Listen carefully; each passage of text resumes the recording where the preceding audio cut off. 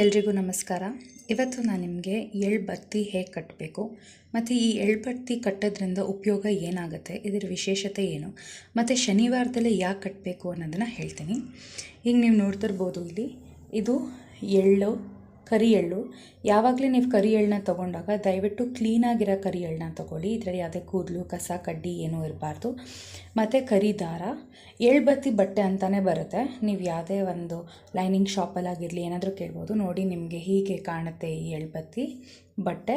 ನಾನು ಅದನ್ನು ಸ್ಕ್ವೇರಾಗಿ ಕಟ್ ಮಾಡ್ಕೊಂಡಿದ್ದೀನಿ. ನಿಮಗೆ ಎಷ್ಟು ಇದರೊಳಗೆ ಇಡಿಸುತ್ತೆ ಅಷ್ಟನ್ನ ಹಾಕಷ್ಟು ಕಟ್ ಮಾಡ್ಕೊಳ್ಳಿ. ಕೆಲವ್ರು ಚಿಕ್ಕದಾಗಿ ಮಾಡ್ಕೋತಾರೆ, ಕೆಲವ್ರು ದೊಡ್ಡದಾಗಿ ಮಾಡ್ಕೋತಾರೆ. ನಾನು ಮೀಡಿಯಮಾಗಿ ಕಟ್ ಮಾಡಿದ್ದೀನಿ. ಈ ಥರ ಇಟ್ಕೋಬೇಕಾಗುತ್ತೆ. ನಾನು ಈ ಎಳ್ಬತ್ತಿನ ದೇವ್ರ ಮನೆ ಮುಂದೆನೇ ಕಟ್ತೀನಿ, ದೇವ್ರ ಮನೆ ಒಳಗಡೆನೇ ಕೂತ್ಕೊಂಡು. ಇದನ್ನು ಕಟ್ಟೋದ್ರಿಂದ ತುಂಬ ವಿಶೇಷಗಳು ಇದೆ ಮತ್ತು ತುಂಬ ಒಳ್ಳೆಯದಾಗುತ್ತೆ. ಯಾರಿಗೆ ಈ ಏಳರಾಯ ಶನಿಕಾಟ ಇರುತ್ತೆ ಮತ್ತು ಶನೇಶ್ವರನ ದೋಷಗಳಿರುತ್ತೆ, ಸಾಡೆ ಸಾತಿ ನಡೀತಿರುತ್ತೆ, ಅಂಥವರು ಈ ಎಳ್ಬತ್ತಿನ ಕಟ್ಬೋದು. ತುಂಬಾ ಒಳ್ಳೆಯದಾಗುತ್ತೆ. ನಾನು ನಿಮಗಿಲ್ಲಿ ಒಂದು ಬತ್ತಿನ ಕಟ್ಟಿ ತೋರಿಸ್ತೀನಿ. ಯೂಶ್ವಲಾಗಿ 9 ಬತ್ತಿನ ಕಟ್ಟಬೇಕು ಎಳ್ಬತ್ತಿ. ಈ 3 ಬೆರಳು ಏನಿದೆಯಲ್ವ, ಈ 3 ಬೆರಳಲ್ಲಿ ನೀವು ಕರಿ ಎಳ್ಳನ್ನ ತಗೋಬೇಕಾಗತ್ತೆ. ಮತ್ತು ಕಟ್ಟುವಾಗ ಓಂ ಶಂ ಶನೇಶ್ವರಾಯ ನಮಃ ಅಂತ ಹೇಳ್ಕೊಂಡು ಕಟ್ಟಬೇಕು. ಹೀಗೆ ಇದನ್ನು ನೀಟಾಗಿ ಮಡಚ್ಕೊಳ್ಳಿ. ಆಮೇಲಿಂದ ಕರಿ ದಾರ ಇರುತ್ತಲ್ವ, ಈ ಕರಿ ದಾರನ ತಗೊಳ್ಳಿ. ಅದನ್ನು ಹೂ ಹೆಂಗೆ ಗಂಟು ಹಾಕ್ತಿರಲ್ವ ಹಾಗೆ ಗಂಟು ಹಾಕಿ. ಹೀಗೆ ನಿಮಗೆ ಫಸ್ಟ್ ಒಂದು ಸ್ವಲ್ಪ ಟೈಟ್ ಇರಬೇಕಂದ್ರೆ 2 ಗಂಟು ಹಾಕ್ಕೊಳ್ಳಿ. ಇಲ್ಲಾಂದರೆ ನಿಮಗೆ ಎಷ್ಟು ಕಂಫರ್ಟಬಲ್ ಅನಿಸುತ್ತೆ ಅಷ್ಟು ಗಂಟು ಕೂಡ ನೀವು ಹಾಕ್ಕೊಳ್ಬೋದು. ನೋಡಿ, ಮೊದಲನೇದು ಕಟ್ಟಿದಾಗ ಈ ಥರ ಕಾಣ್ತಾ ಇದೆ. ಅದು ಹೀಗೆ ಬಡ್ ಥರ ಇರಬೇಕು. ಹೀಗೆ ಕಟ್ಟಬೇಕು, 9 ಕಟ್ಟಬೇಕು. ಎಲ್ಲ ಬತ್ತಿಗಳನ್ನ ಕಟ್ಟಾದ್ಮೇಲಿಂದ ಪ್ಯೂರ್ ಎಳ್ಳೆಣ್ಣೆ ಬರುತ್ತೆ ನೋಡಿ. ಆ ಎಳ್ಳೆಣ್ಣೆ ಒಳಗಡೆ ಹಾಕಿಬಿಟ್ಟು ಮುಳುಗಿಸ್ಬಿಡಿ ಸ್ವಲ್ಪ ಹೊತ್ತು. ಅದು ಚೆನ್ನಾಗಿ ನೆನೆಯುತ್ತೆ ಮತ್ತು ಈ ಎಳ್ಳಿನ ಒಳಗಡೆ ಎಲ್ಲ ಎಣ್ಣೆ ಹೋಗುತ್ತೆ.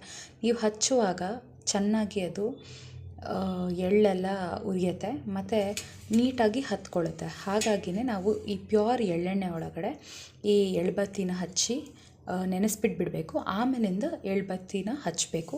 ಆವಾಗ ನಮಗೆ ಏನು ದೋಷ ಇರುತ್ತೆ ಅದೆಲ್ಲನೂ ನಿವಾರಣೆ ಆಗುತ್ತೆ. ನಾವು ದೇವಸ್ಥಾನಕ್ಕೆ ಹೋಗಿ ಎಳ್ಬತ್ತಿನ ಹಚ್ಚಿದ್ವಿ.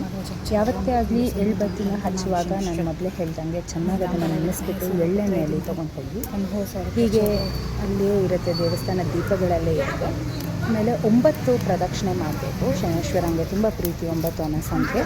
ಅಲ್ಲಿ ಎಳ್ಬತ್ತಿನ ಹಚ್ಚಿ ನಿಮ್ಮ ಮನಸ್ಸಿನಲ್ಲಿ ಏನು ಕೋರಿಕೆಗಳಿರುತ್ತೆ ಅದನ್ನೆಲ್ಲದನ್ನು ತಿಳ್ಕೊಂಡು ಓಂ ಶಂ ಶನೇಶ್ವರಾಯ ಅಂತ ಅನಿಸಿ. ಇದು ನೀವು ನೋಡ್ತಿರೋದು ಶನಿ ಮಹಾತ್ಮ ದೇವರು. ಅದಾದಮೇಲಿಂದ ಅದೇ ಪ್ರಾಂಗಣದ ಒಳಗಡೆ 3 ಮೂರ್ತಿಗಳಿದೆ. ಇದು ಗಣೇಶನದು ಮೂರ್ತಿ ನೀವು ನೋಡ್ತಾ ಇರೋದು. ಇವತ್ತು ಶನಿವಾರ ಆಗಿರೋದ್ರಿಂದ ತುಂಬ ಚೆನ್ನಾಗಿ ಅಲಂಕಾರ ಎಲ್ಲ ಮಾಡಿದರು. ಕೊನೆಗೆ ಇದು ಹನುಮಂತ. ಇವತ್ತು ಹನುಮಂತಂದೇ ವಾರ ಆಗಿರೋದ್ರಿಂದ ಅರ್ಚನೆ ಮಾಡಿಸಿದ್ವಿ, ದೇವರಿಗೆ ನಾವು ಅಲಂಕಾರ ಕೊಟ್ಟಿದ್ವಿ. ಹಾಗಾಗಿ ತುಂಬಾ ಚೆನ್ನಾಗಿ ಮಾಡಿದರು. ನೀವೇ ನೋಡ್ಬೋದು, ತುಳಸಿ ಅಲಂಕಾರ ಅಂತೂ ತುಂಬಾ ಚೆನ್ನಾಗಾಗಿದೆ. ನಿಜವಾಗ್ಲೂ ಮನಸ್ಸಿಗೆ ತುಂಬ ನೆಮ್ಮದಿ ಆಯಿತು, ಖುಷಿ ಆಯಿತು. ದೇವಸ್ಥಾನಕ್ಕೆ ಹೋದ್ರೇ ಒಂದು ಪಾಸಿಟಿವ್ ವೈಬ್ರೇಷನ್. ಸೊ ಎಲ್ರಿಗೂ ದೇವ್ರು ಒಳ್ಳೇದು ಮಾಡಲಿ.